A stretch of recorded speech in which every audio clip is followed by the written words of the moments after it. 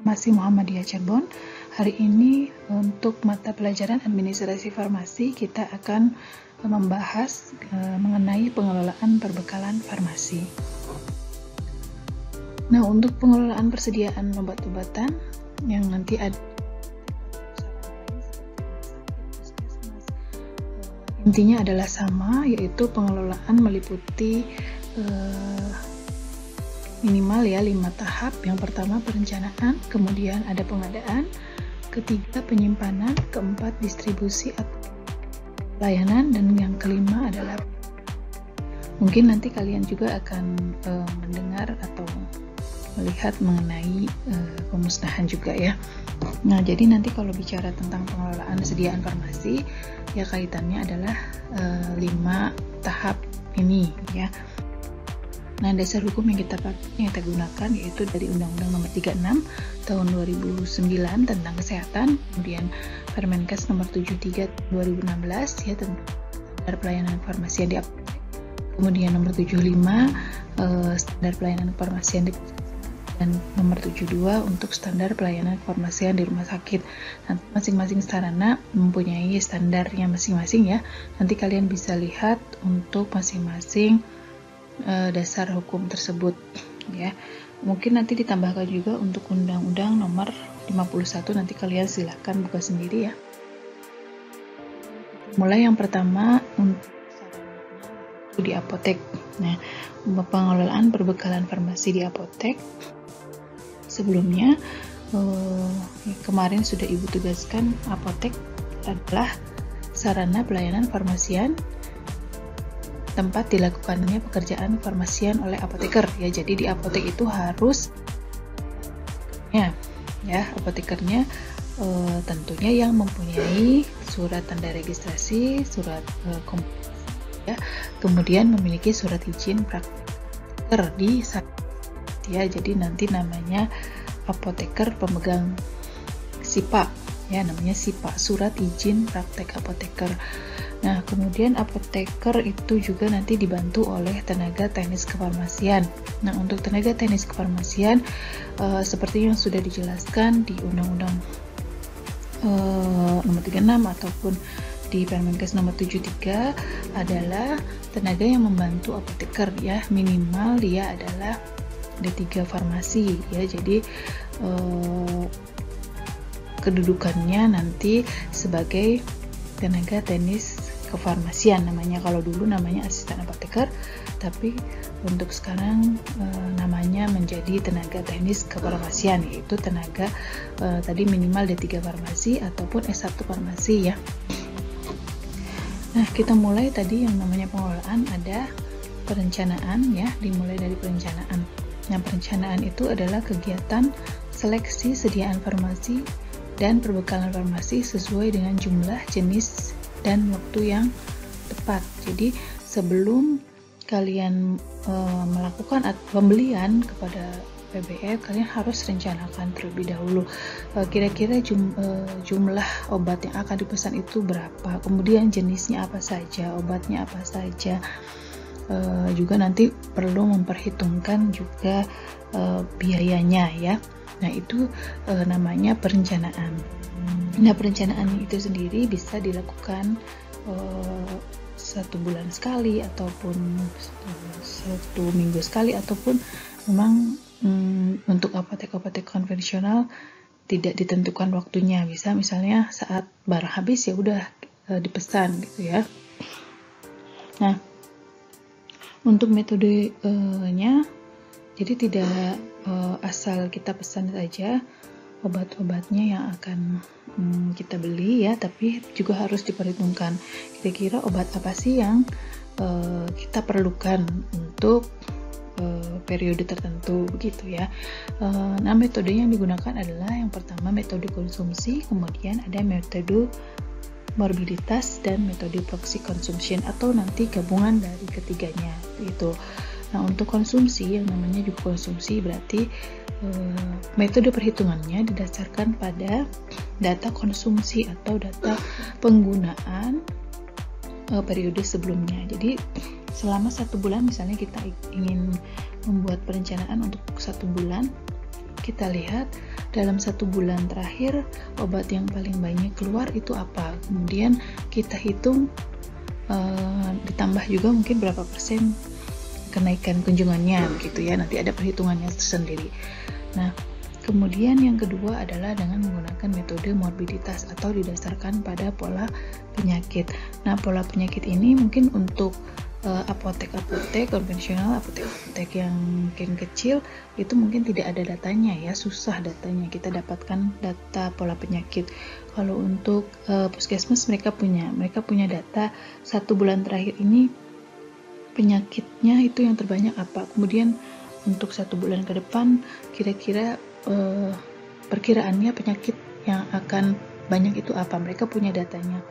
Nah, dari situlah kemudian nanti akan dihitung berapa kebutuhan sediaan farmasi atau obat yang akan dipesan dalam 1 bulan ke depan begitu. Kemudian yang ketiga adalah metode proxy consumption atau ini gabungan ya, jadi bisa menggunakan data kejadian penyakit atau pola penyakitnya, kemudian konsumsinya berdasarkan permintaan dari pasien atau penggunaan obat.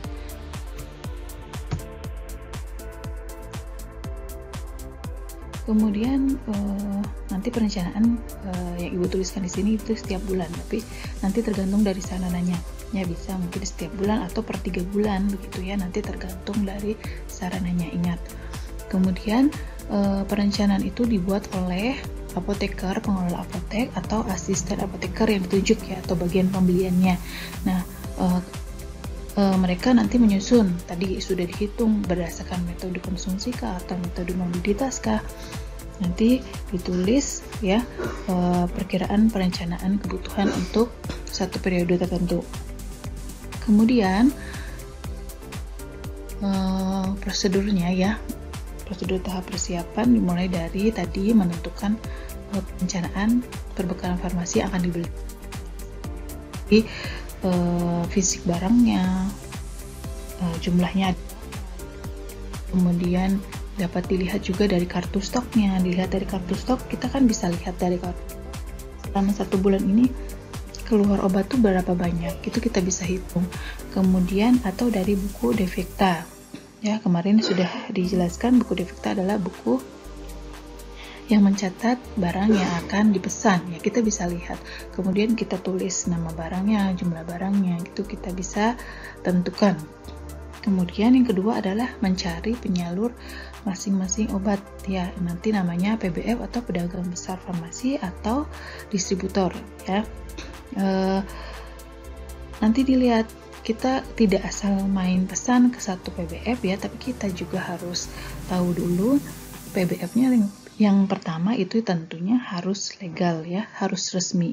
Jadi kita lihat legalitas suatu PBF itu dari apanya, dari nomor izinnya ya. Kemudian kita juga bisa mungkin cross check ya, apakah betul ini PBF-nya resmi begitu ya. Kemudian bisa dilihat dari nama, alamat, nomor telepon begitu.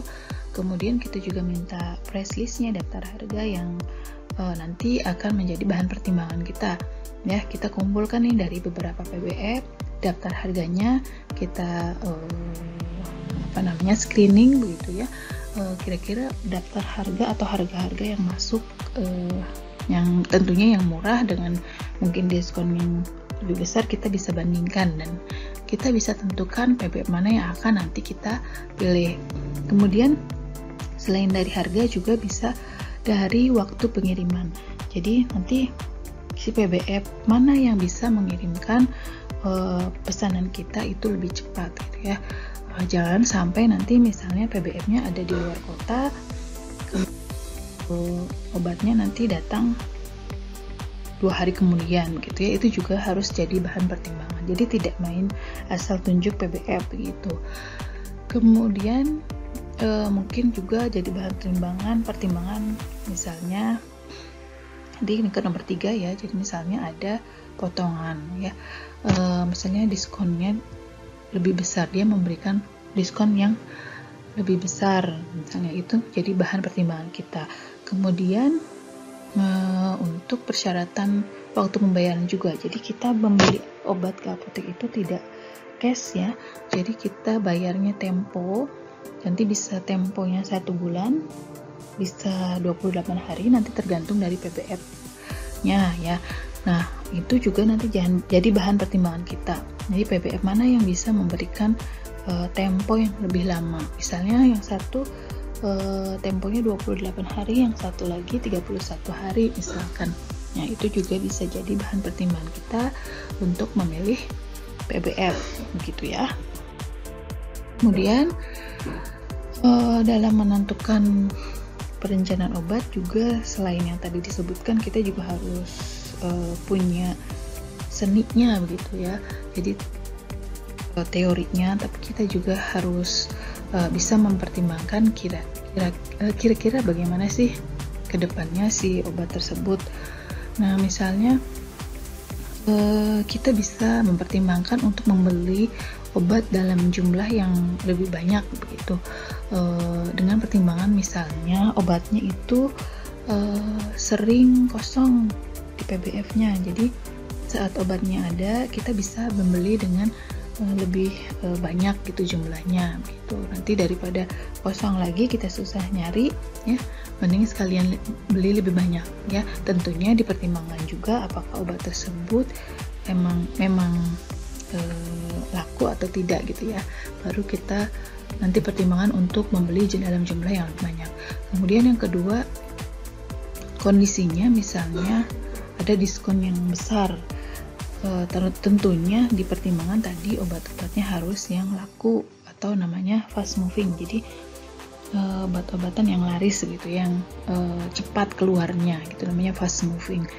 Nah, jika obat-obat fast moving ini ternyata pada saat tertentu ada kondisi diskon ya, kita beli dalam jumlah yang lebih banyak pun tidak apa-apa begitu ya. Ya begitu begitu ya.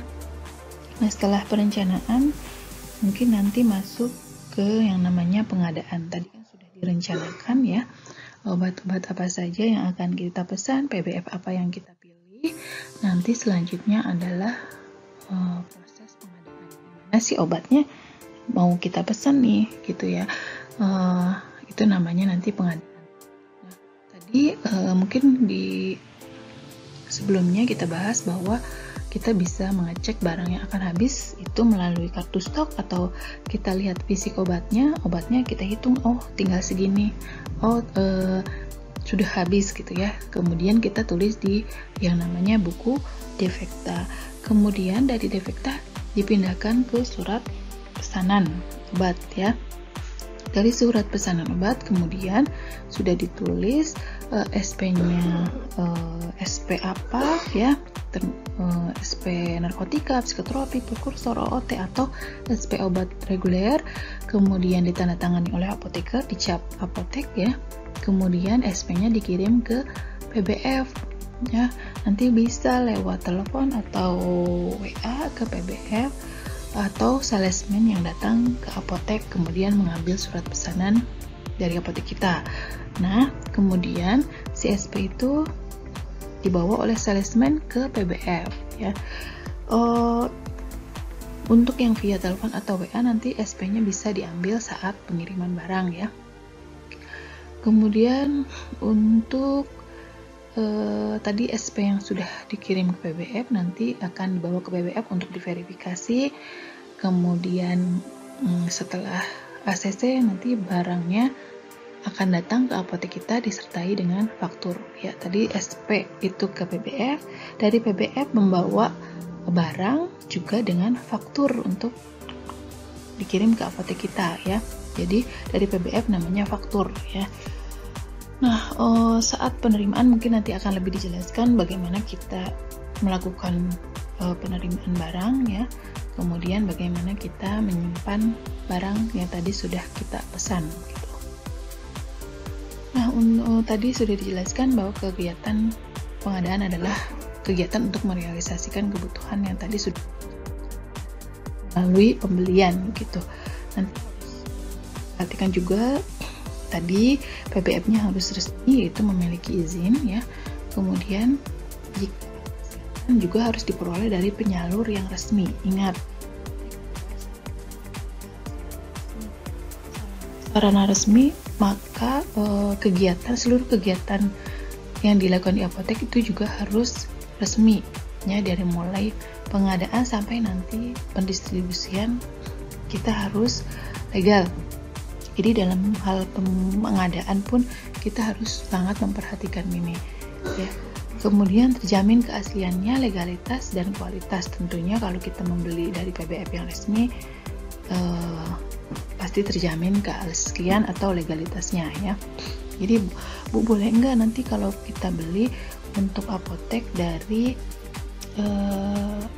warung misalnya, atau dari apotek, bukan apotek ya namanya, dari pengulak gitu ya, suka kita lihat ya, ada warung yang menjual obat-obatan, berarti nanti itu kita tidak bisa jamin keaslian atau legalitasnya, dan bisa jadi masalah untuk apotek kita karena kita mengambil barang yang tidak legal.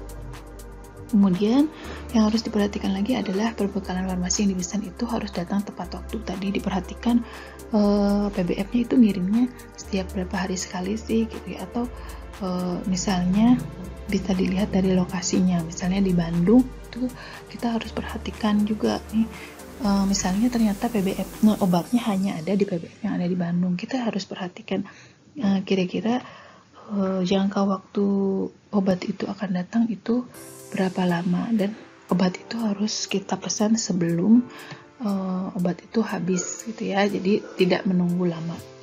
Kemudian dokumennya mudah ditelusuri, ya tadi harus ada fakturnya dan semuanya terarsip gitu ya, terdokumentasi dengan baik. Kemudian perbekalan farmasi yang dibeli lengkap sesuai dengan perencanaan. Tadi sudah ada nih perencanaan obat dan kita tentukan PBF mana yang akan kita pesan. Nah, semuanya harus bisa harus bisa terpenuhi semua gitu ya, perencanaan yang obat-obat yang tadi sudah kita rencanakan. Kemudian langkah selanjutnya tadi adalah menyiapkan surat pesanan ya. Bagaimana menyiapkan surat pesanan, di mana surat pesanan terbagi menjadi 5 surat pesanan, yaitu surat pesanan obat, kemudian surat pesanan psikotropika, surat pesanan narkotik, dan surat pesanan prekursor, serta surat pesanan obat-obat tertentu. Nah, untuk SP narkotika yang perlu diperhatikan adalah bahwa PBF-nya hanya Kimia Farma. Ya, ingat, untuk SP narkotika istimewa ya. SP narkotika dikirimkan atau kita beli dari satu PBF, yaitu namanya Kimia Farma. Kemudian SP-nya terdiri dari 4 rangkap dan 1 SP untuk 1 item obat. Jadi kalau kita mau pesan obat ke Kimia Farma itu 2 item obat, walaupun namanya sama, misalnya kode ini 10 mili dan kode ini 15 mili, tetap SP-nya harus 2 SP gitu ya. Jadi hanya untuk satu SP.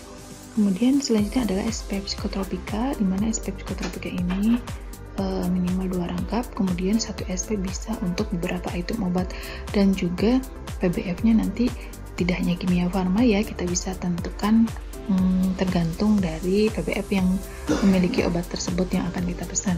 Kemudian SP prekursor ya, sama dengan psikotropik, dan mungkin formatnya juga kalian sudah lihat di materi responsi simulasi apotek ya, nanti kita pelajari lagi.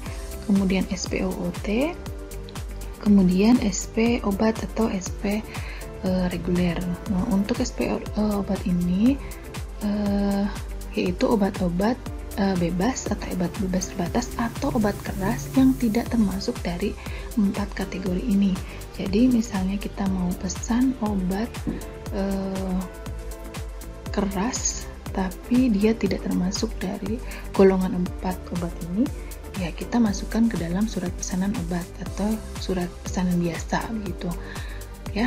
Jadi yang terpenting kalian harus tahu dulu obat-obatnya termasuk golongan mana ya, apakah itu psikotropika, apakah narkotik, prekursor, baru nanti kalian bisa menuliskan surat pesanan obat dengan tepat gitu. Kemudian Tadi mungkin ini mengulang saja ya. Yang pertama, obat yang akan habis itu stok penyangga. Jadi misalnya suatu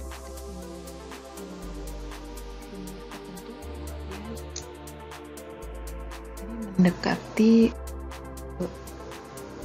habis gitu ya, tapi nanti tergantung dari sarananya. Misalnya untuk apotek A, bapak stoknya untuk amoxicillin misalnya bisa saja 1 box itu sudah harus dipesan, tetapi di apotek B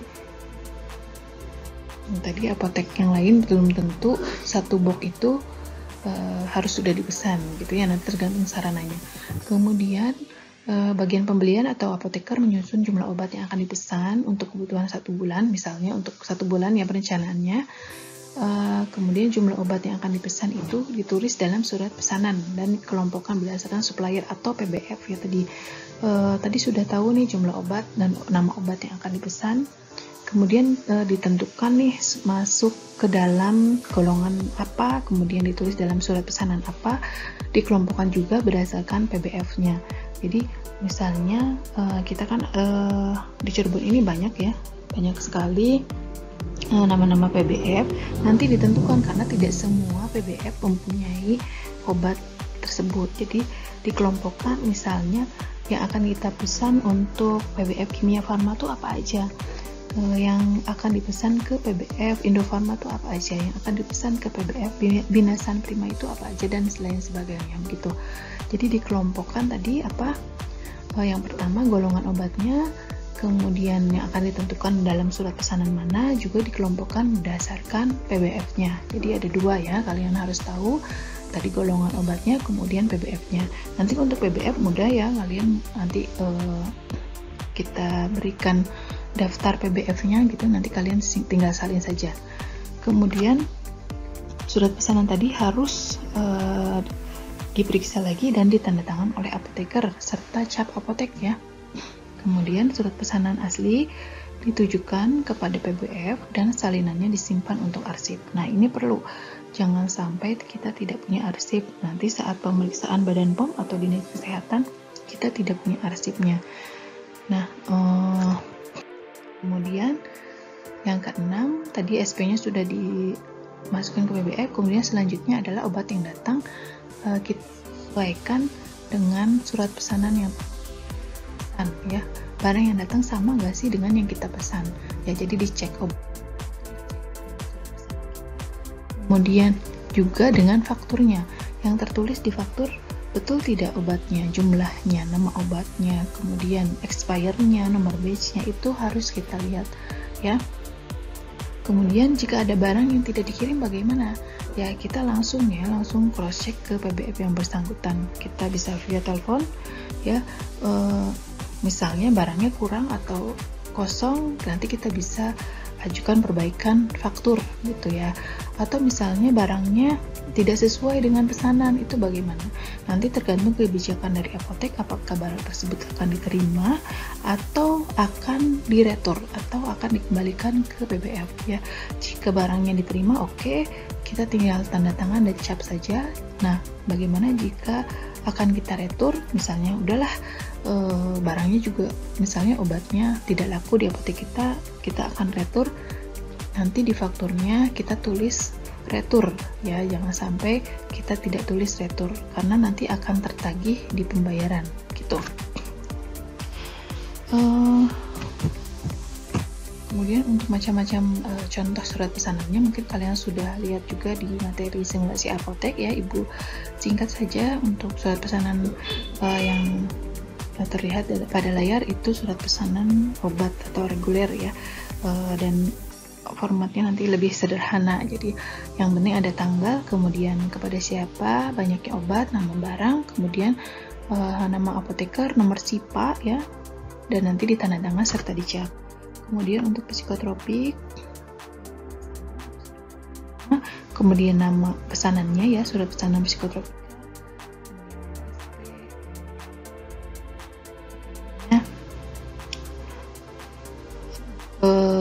nama apotekernya serta alamat ya. Kemudian nanti di bawah ada kolom obat yang akan kalian pesan gitu. Kemudian untuk untuk prekursor juga hampir sama. Tadi yang berbeda adalah judul, kemudian nanti di bawah sini adalah untuk prekursor. Dan untuk OOT juga sama ya. Nah, untuk narkotika nanti formatnya seperti ini karena ini format baku dari Kimia Farmanya ya, dan hanya dibuat oleh Kimia Farma. Jadi kita tidak bisa buat sendiri SP-nya ya. Kalau yang tadi bisa kita print sendiri. Kalau untuk narkotika SP-nya kalian nanti beli di Kimia Farma itu sendiri ya. Jadi kalian tinggal nulis kolom yang titik-titik seperti ini ya. Nah, mungkin itu saja dari Ibu untuk pertemuan kali ini. Nanti akan kita lanjutkan ke pengelolaan selanjutnya ya. Tadi kita sudah membahas tentang perencanaan dan pengadaan ya. Untuk tugasnya nanti silahkan di Google Classroom ya. Sampai pertemuan selanjutnya. Wassalamualaikum warahmatullahi wabarakatuh.